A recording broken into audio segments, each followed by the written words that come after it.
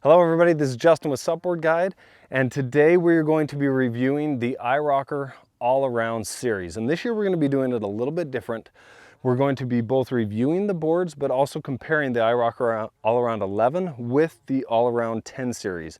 That's one of the most common questions that we get, is which one is right for me. And so we decided to kind of do all of that in one video. We hope you like it, and let's dive right in.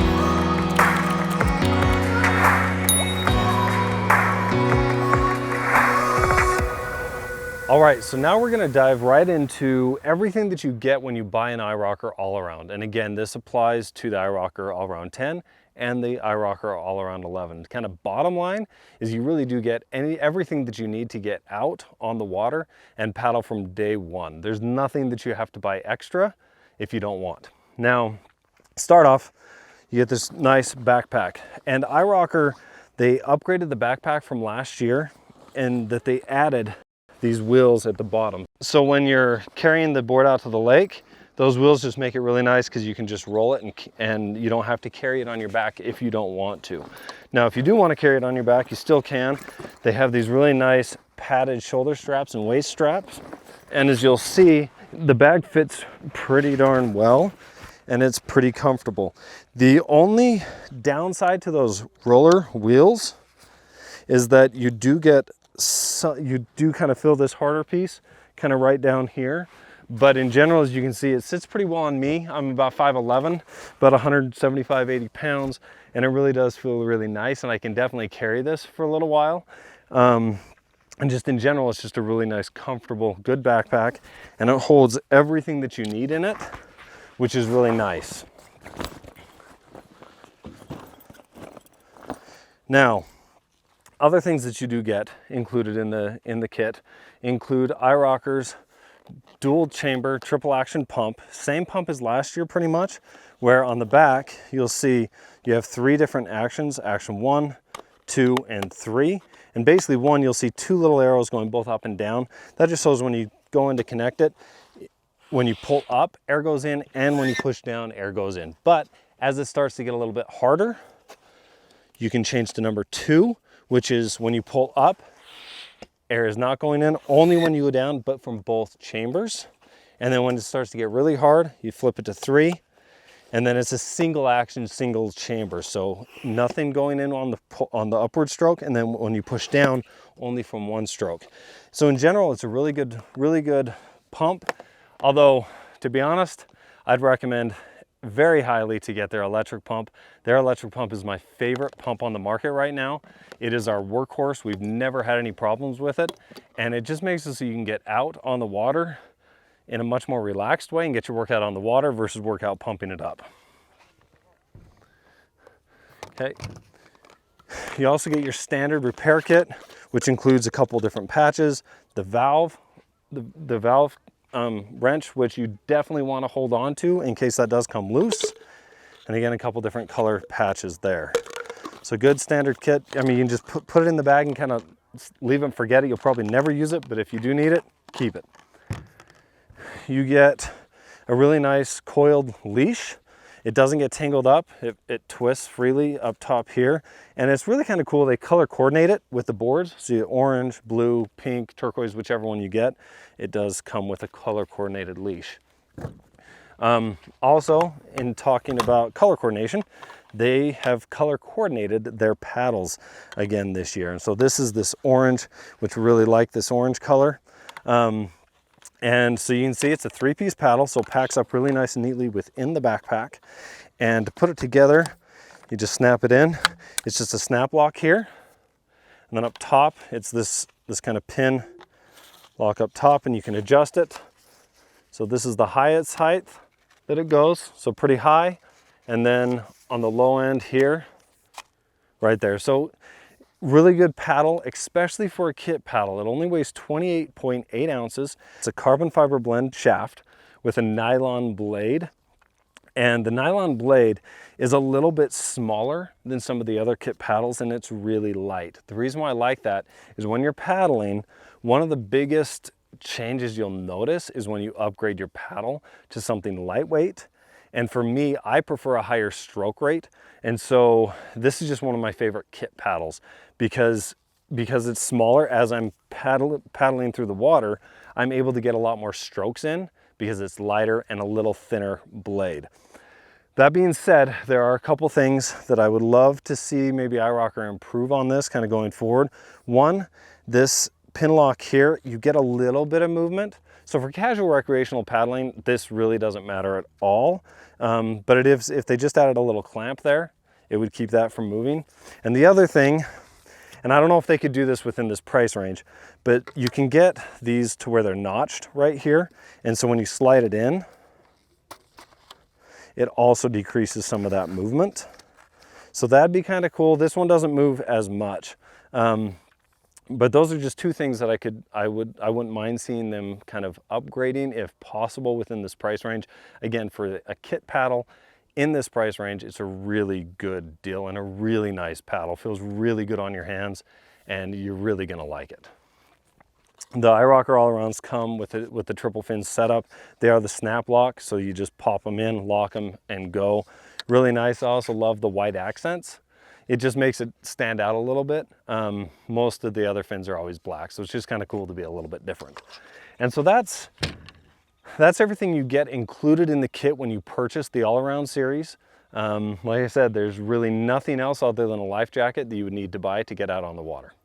All right, so let's look at the features that come included on the board with the iRocker All-Around 10 and 11 series. And as you can see, there's a lot included here. First off, we're gonna start at the front. You have a ton of D-rings. So in total, you have 21 D-rings. Up front, you have 2, 4, 6, 7, and then one in the back. The one in the back is really nice if you wanna tow the board out behind a boat or something like that. So really like these D-rings. Also come with a really nice wide bungee area. You can see you have a lot of space here to put coolers, water bottles, clothes, etc. And kind of in this area, you also have what I really do like, these two side grab handles. I like to paddle with my kids a lot, and these side handles, especially with my 4-year-old, he can get a little nervous still, and so he likes to hold on to these. So that's just a really nice feature that they've added. And if you don't want them though, you can just kind of pull this back and unvelcro it and take them off. The other thing that I really like about the front is there's 2 action mounts here. And I love the placing of the action mounts because it's not on the deck pad, but you can still get to it while you're paddling. So if you have a GoPro or they have their fishing rod holder or their cup holders, these action mounts are really great for that. Okay, so moving back to the center of the board, first thing you notice is the EVA deck pad. And this one is a really cool color that they've done, and all the boards have a little bit different color combination. But the EVA deck pad is a very nice, high quality foam deck pad. I really like the grooves, how they're separated, and how they've also taken their logo and stamped in the pad. What that does is it just gives you a little bit of grip and also helps the water kind of run off the pad so it doesn't get very slippery. You also have 6 more D-rings, so that's great for their kayak conversion kit or for tying down a cooler, again, whatever else you want there. And then a really nice, good quality center handle that helps as you are, carrying the board to and from the water. And on the tail end of the board, you can see another host of features here. So first thing, again, another side handles if you have your child in the back, they can hold on here. Another really big, nice bungee area for coolers, again, whatever you need there. You do have 2 other action mounts here. So in total on this board, you see 4 action mounts, 2 up front on the sides and these 2 back here. So these again work great with some of their fishing accessories, rod holders, cup holders, GoPros. The only thing that I would say about these is I would love it if they would move these to this side, just like they did up front. It would just clean up that deck pad a little bit. That being said, they haven't ever gotten in my way. They might get in the way of somebody if they're trying to do some yoga on the board, like a downward dog, but they're not super obnoxious where they're necessarily gonna get in your way too much there. On the end, you see this rear grab handle, and I forgot to mention, but on the front, you also have a grab handle. I really like how you have handles both in the front and the back. It just makes loading, unloading, carrying, you know, taking the board out of the water, all of that so much easier with these handles. And even these side handles you can utilize for that. So just in general, from an overall standpoint, you can see the board really is loaded with a lot of really nice features. Now we're going to kind of dive into one of our most common questions that we get, and that is iRocker 10 versus iRocker 11. How do they stand up? Which board is right for me, right? And in general, they're both very similar boards. As you notice, the main difference is really just the length of the iRocker 11. So they are both 32 inches wide at the widest point. They both have 16-inch tails. They both come to that point, have a nice rocker. They're both 6 inches thick, right? The main difference is that volume and the weight capacity. So the weight capacity on the 11 is 435 pounds. The 10 is 370. And those are the things that really kind of drive the differences as we get into these performance sections and how they perform differently, because they're both made from the same high quality materials. When it comes to build quality, construction quality, iRocker is always at the top of our list. They do a fantastic job. And they basically kept the same build from last year, which we love, because it's a triple layer composite PVC. And it is 3 actual layers of PVC. It's a solid layer, then a mesh layer, then another solid layer, all around that drop stitch inner core that gives the board its shape. And you notice the board just really does have a really nice shape. Really good quality feel to it. When we did our bend test, which is basically we put the board on 2 sawhorses that are 7 feet apart, and we put 150 pounds right in the center. So this is more stressful than you'd ever get in a real world situation, because in the real world, you're gonna be on the water.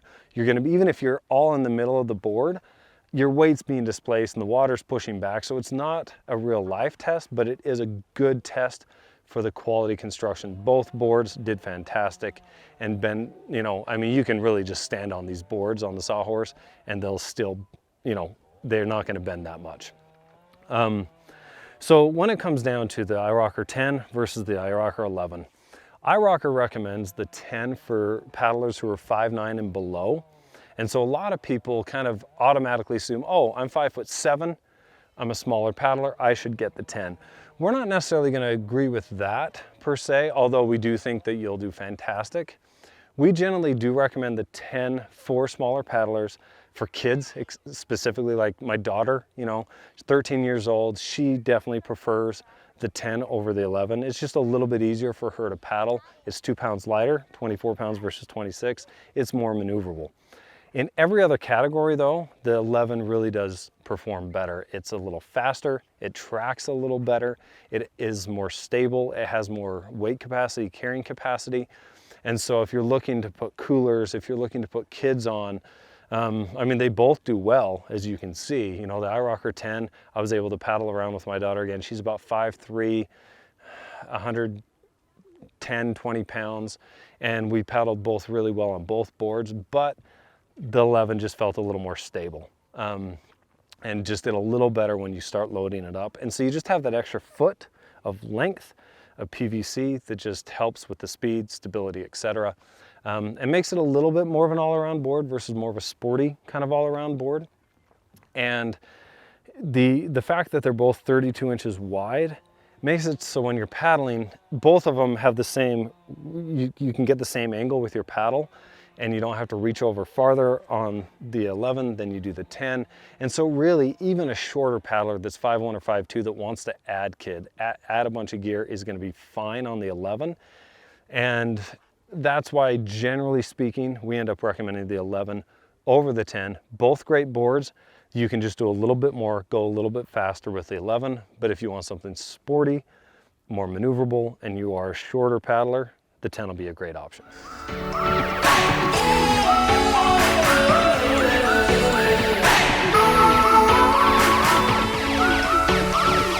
All right, so when we review and test paddle boards, one of the first things that we look at is stability. And the reason for that is so many of our readers and so many just of the population in general are beginner recreational paddlers. But even for intermediate paddlers, stability is going to be key, because if you don't have good stability on the board, it's going to cut into the other areas of performance, speed, even maneuverability, tracking, etc. So with the iRocker All Around series, both the boards are very stable. In fact, the 11-foot all around is one of the most stable 11-foot all arounds that we have, that we've tested this year. It is more stable than the 10 simply just because of the length, right? They both have 32-inch widths. The tails are 16 inches wide, and that tail is really nice. It's not too thin. Some come really pointed at the front and then pointed at the rear, and it makes it really a little more maneuverable and wobbly. Both of these, that's not the case. So when looking at stability, one of the things that we do is kind of just a side-to-side test, right? And this just gives us an idea of how far you can go without falling in, right? And as you see here, you can rock quite a bit on the all-around series and not go in. And that's both true for the 10 and the 11. And so when you are, just a note, especially for beginner paddlers, you know, you can move a lot before you fall in. Just kind of soften your knees, relax, you're not gonna fall in. This really has that really nice first level stability. Again, the 10-foot is not quite as stable as the 11-foot, just because of the length. You have less volume, and less board in the water, but it's still, for a 10-foot board, it is stable. The other thing that you can do, just a little tip, use your paddle as kind of a third leg. Like if you're just sitting here and you're trying to balance like this, it is a little bit less stable just on any board. But if you use the paddle for stability reasons, it really makes it a lot better. So general, recreational, paddling along stability, both boards are really fantastic. The 11 is gonna be a little more stable than the 10. So when we're looking at maneuverability, there's really kind of two different, you know, types of mobility that we're looking at. One, if you're just kind of paddling around the lake and want to kind of turn, you know, switch sides just kind of more casually, how does the board perform? Do you have to really dig in to move it? Does it move very easily? Is it dragging on the water a ton, etc.? So, you know, this comes into play out on lakes or even rivers where you got to kind of go from side to side, maybe dodge a rock or a tree or something like that. And so it is important to have maneuverability, but it's not one of the most important things, because all the boards you're able to kind of do what you need to if you want. That being said, when we're talking kind of casual maneuverability, just, you know, these casual turns, you know, paddling forward, or you tend to turn a little better when you paddle backwards. The iRocker 10, because it has a foot less of board, it is the more maneuverable board. That's why when we're talking about if you do want something that really is nice and sporty, you could consider the 10. Although the 11, at that 26 pounds, it's not, as you can see, it's not hard to turn this thing and move around with whatever you want. The tri-fin setup, as you do turn, tends to grab the board and keep it in place. That's one of the things they're there for, but you still can turn and maneuver nicely. The second area that we'd like to look at, as you become more advanced, you're gonna want to kind of have a little more fun on the board and maybe do a step back or buoy turn. You'll see this a lot in sup racing, where they'll go from buoy to buoy and you've got to get to the buoy, turn on a dime and sprint back. And so basically what that entails is, as you're paddling, right, you're just gonna turn and step back, and you're gonna wanna generally place your foot right over where those fins are. And so you'll notice as I do this, the board turns really nice. The 11's a little bit easier than the 10 to learn this on, but the 10's a little bit more quicker, if that makes sense, because it is shorter. The one thing, you'll notice where I'm putting my foot, it's kind of right on those bungees there. That's kind of where you naturally feel like you want to place it. The bungees do kind of get in the way there. So if you are someone that wants to be doing this a lot, you might want to consider taking off that rear bungee, which you can do.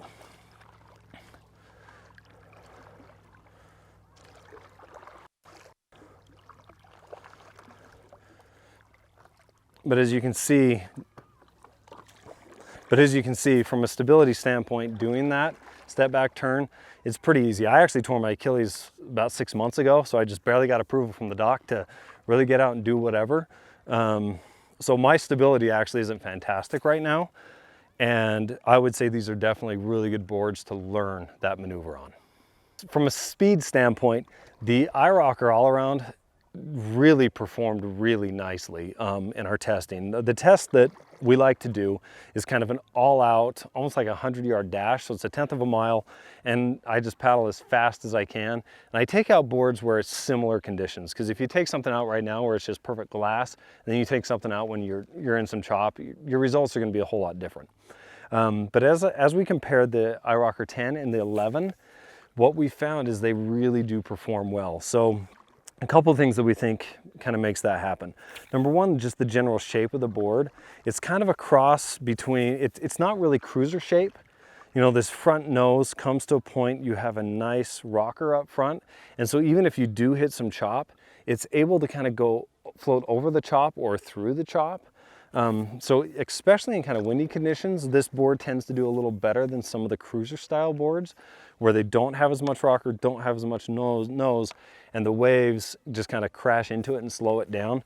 That's not the case with this. So we really do like the general shape because it's still stable like we talked about, but still really fast.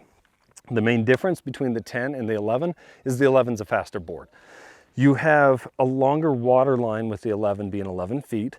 And I know that sounds a little bit weird, but that does help the board go straighter and go faster. And so it is just a faster board than the 10. But again, in general, they're both really nice, fast boards. So for beginners, recreational paddlers, you're gonna really like the feel of the iRockers. Being 24 pounds for the 10, 26 pounds for the 11 feet. They're not too heavy. They're also not too light. And with that, what I mean is if the board's too light, when you're paddling, it just kind of throws the board around a little bit. This has a really nice solid feel to it in the water, but to get up and go, it's not hard at all. And you can get moving. So from a recreational casualer paddler, these boards perform really well. Now, as you start to progress into more of like intermediate paddling and maybe you want to go a little bit faster, keep up with some of your more experienced friends, one of the things that I really like with the iRocker, let's see if I can kind of show you here, is because of the stability, you're able to kind of shift your weight over just a little bit, bring your knees in a little closer, and when you come down to paddle, you'll notice, let's see if I can line it up here, you'll notice as I tip, what it does, it enables me to keep my paddle more vertical, which helps me go straighter. It also reduces some of the drag of the board as it creates that edge. And as I'm doing that, it still feels really stable and improves your speed. You'd actually be kind of surprised at how much faster the board gets and how much faster it feels. From a tracking standpoint, again, they both perform really well. I really like that tri-fin setup and where those fins are placed on the board. Just as you move through the water, it does provide additional stability, having the three fins, but also does help you go straighter. Also, they're both 32 inches wide, and so when you're reaching over, it really is the same in terms of the 10 or the 11 with keeping your paddle straight. We always say that tracking is about 80 to 90% the person, and then you're just making small tweaks to the board. And so the ability to reach over, keep the paddle straight, the ability to shift over to the side and really dig in if you want, really just gives both boards nice tracking. That being said, the 11 is going to track a little bit better than the 10 just because it's longer and wants to hold that water line a little bit more. Okay, so kind of wrapping up, kind of bottom line on the performance side of things with the iRocker all around 11 and 10, you see they both perform really well. From a speed, from a tracking, from a stability standpoint, the 11 is going to be a better board than the 10. The 10 is just more of a sporty type of a board. And that it also does matter from a stability standpoint. If you get above that 5'9" height, the 11's definitely the way that you want to go. If you're below 5'9", you could totally consider the 10, or if you're an advanced or more intermediate paddler, the 10 could be fine as well. It definitely has the volume and weight capacity for you. It's just going to be a lot more sporty, not quite as fast. But in general, all of these areas, the iRocker all around really performs fantastically, and that's why it's rated one of our top all-arounds for the last several years. And this year, with all the testing that we've done, we spent several weeks just going back to back to back on all of these boards. We did over 60 boards that way, and the all-around 11 you know, really did perform the best for that, you know, kind of that 11-foot by 32 sized all-around paddle boards. So I hope this was helpful. If you have any questions, please leave them in the comments below. You can also click on the link to go to the full in-depth review of both the iRocker 11 and the iRocker 10. And those are, again, down below in the description. And if you haven't already, please like this video and follow us on YouTube. We'll be doing a lot more videos coming up, a lot more reviews, some other kind of stand-up paddleboard tips and guides, and that'll do it for today.